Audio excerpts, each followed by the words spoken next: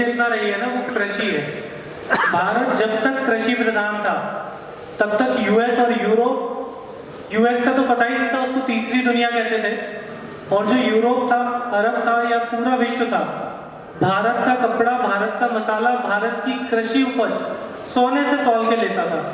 अभी प्रॉब्लम क्या है, भारत से हम इंडिया में आ गए, तो इंडिया में गवर्नमेंट क्या बना रही है, विकास के नाम पे विनाश हो रहे हैं।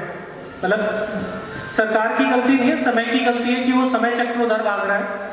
अभी आईटी के पीछे भाग रहे हैं, अलग अलग इंडस्ट्रीज के पीछे भाग रहे हैं, मैन्युफैक्चरिंग हब बनना है हमें, चाइना को पछाड़ के, तो उसके जो साइड इफेक्ट्स है ना भारत में वो आ रहे हैं। और भारत वैसे ही समृद्ध बनेगा जैसे था।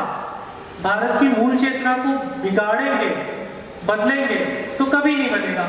जो हुकुम ने कहा, जो गंजी ने कहा, दादा ने कहा, बेल जी ने कहा, वो जो गुरु जी कहते हैं, वो सभी एक ही बात है। तो इसी के साथ में हम जानेंगे कि एक आम किसान, जो कि जनरली अगर आप गाँव में देखोगे, कहीं भी किसान को देखोगे ना, तो बस उसको इतनी चिंता होती है समय से फसल बो दूं, समय से अपनी कृषि कार्य कर लूं और उसकी उपज लेके फिर कुछ करूं। लेकिन आप भारत के पहले से किसान हैं जिन्होंने समृद्धि को तो पाया, बहुत किसान पा रहे हैं, लेकिन होम स्टे का आइडिया शुरू किया।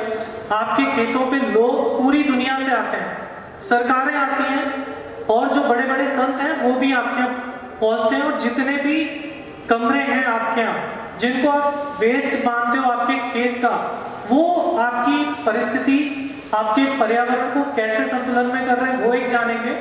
दूसरा जानेंगे वो यू टर्न कहाँ से आपको मिला कि आप पूरे एक वर्ष पेड़ों के नीचे पूरे परिवार को लेके रहे, और वो पेड़ थे शमी, जिसको राजस्थान में खेजड़ी कहते हैं, या वहाँ का लोग वृक्ष कह सकते हैं। वो प्रेरणा क्या थी कि आप कैसे वहाँ पे इस तरफ चले।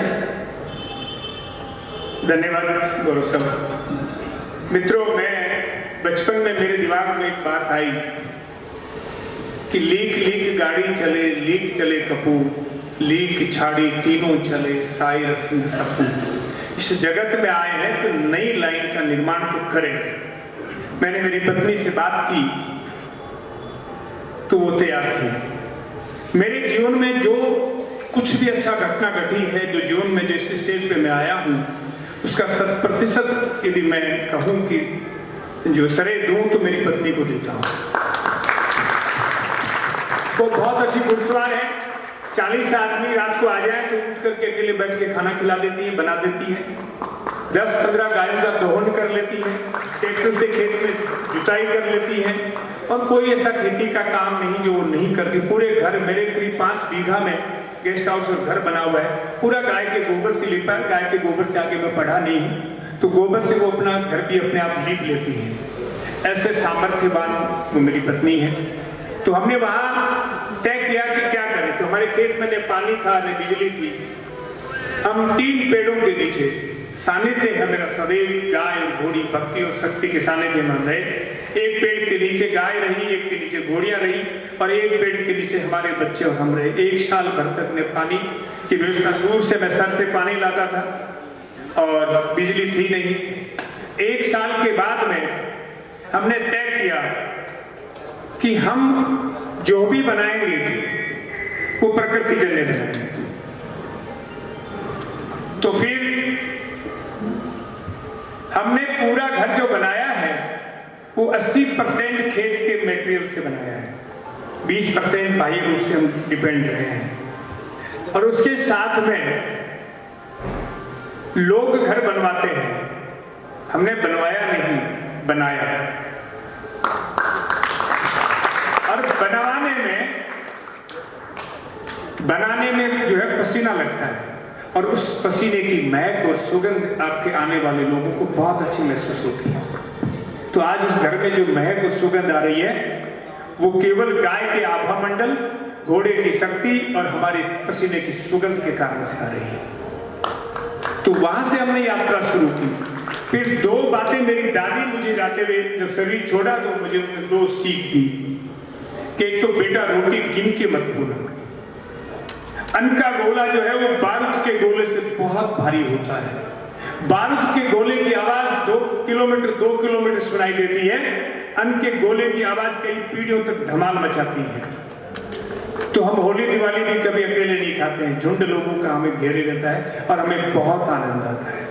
हमारी ये मान्यता है कि इस स्थान पे जो व्यक्ति आता है वो वहां का मालिक है, हम तो सिर्फ चौकीदार हैं। मेरे यहाँ आने वाले व्यक्ति को मैं कभी जाति नहीं पूछता हूँ, उससे मैं पूछता हूँ कि तू जानता क्या है। यदि वो खेती जानता है और गाय पालता है तो कोई पाकिस्तान का मुल्ला भी है तो मेरी जात का है, इसमें मैं कहीं कोई शक महसूस नहीं करता। वहां से हमने यात्रा शुरू की, हम कहीं बाहर कोई कमाने नहीं गए, बाहर कुछ करने नहीं गए। हमारे बच्चों की हमने 4-4, 5-5 लाख रुपए फीस भी भरी। हमारे बच्चे, मेरे 3 बेटे हैं, एक बेटी है। बेटा इंटरनेशनल घुड़सवारी करता है, उसकी शादी कर दी। बहू भी इसी तरीके की लेके आए हैं, जो 5 बजे नहा धो करके हमारे कमरे में चाय काढ़ा लेकर के आ जाती है। और दूसरा बेटा 6 फुट 2 इंच हाइट है, वो नेशनल कबड्डी खेल रहा है, अब यूके जा रहा है कबड्डी खेलने के लिए। उससे छोटी बेटी, उसने 12th में 94% से 12th पास किया, फिर क्लियर किया और अब वो लॉ कर रही है। बहुत सारे वीडियो उसके मैं पढ़े हैं, वो बहुत अच्छी तरह से बोलती भी है और अपने जो है शिक्षा में जिस स्कूल के जितने भी मेडल होते हैं वो सब लेके आती है। उससे छोटा बेटा, उसको भी 6 फुट के आसपास चला गया है, वो 17-18 साल का हुआ है। वो अभी पायलट की तैयारी कर रहा है और साउथ अफ्रीका जाकर के 1.5 साल पायलट का कोर्स करके आएगा। इसलिए इस तरह से हमारा एक परिवार है। मेरे पास में गाय है, घोड़े हैं, ऊंट है, बिल्ली है, कुत्ते हैं, खरगोश है, मुर्गी है, टर्की है, बतख है और भेड़ है, बकरी है, सब कुछ है। लोग कहते हैं क्या करते हो, मैंने कहा इनकी शरण में रहता हूँ, इनके साथ मैं भी पेट भरता हूँ। कोई पशु कोई नहीं पालता, पशु सबको पालता है। और जिसके पास गाय होती है, 1000 हाथों का बल जिसके पास हो, वो किसी से डरने की समझने की जरूरत भी नहीं है। इसलिए आप अपने बच्चों को, मैं विनम्र शब्दों में कहूंगा कि आप अपने बच्चों को भक्ति और शक्ति सिखाना चाहते हैं, अब कहीं घुमाने नहीं ले जाएं, दिखाने नहीं ले जाएं, सिखाने के लिए ले जाएं और ऐसे समृद्ध गुरु के सानिध्य में लाने का काम हमें करना चाहिए। ऐसा सब लोगों को सोच बनानी चाहिए। तो ये सब हमारी यात्रा चली और लोग कारवां बनता गया, सब जुड़ते चले गए। बहुत सारे महापुरुषों का, बहुत सारे लोगों का, गो भक्तों का सानिध्य हमें सदैव मिला और मिल रहा है। मैं अक्सर मेरी पत्नी से बैठे बैठे कहता हूँ कि हम अनपढ़ गंवारा व्यक्ति हैं, हमें कुछ आता भी नहीं, न हुनर आता है न कोई विधा आती है, फिर भी पूरे देश के लोग यहाँ हमें दर्शन देने आते हैं। ये हमारा कितना बड़ा सौभाग्य है, हम बहुत सौभाग्यवान समझते हैं। और मैं तो आज भी सबका, हमारे गौरव जी का बहुत बहुत साधुवाद करता हूँ कि आप जैसे सब लोगों के दर्शन करने का, इतने इतने बड़े बड़े लोग हमारे गुजरात से आए हैं, मध्य प्रदेश से आए हैं, उनके दर्शन करने का सौभाग्य हमें दिया। इसलिए मैं आप सब लोगों का ऋणी हूँ। जय गौ माता, जय गोपाल। यदि पूछना चाहे तो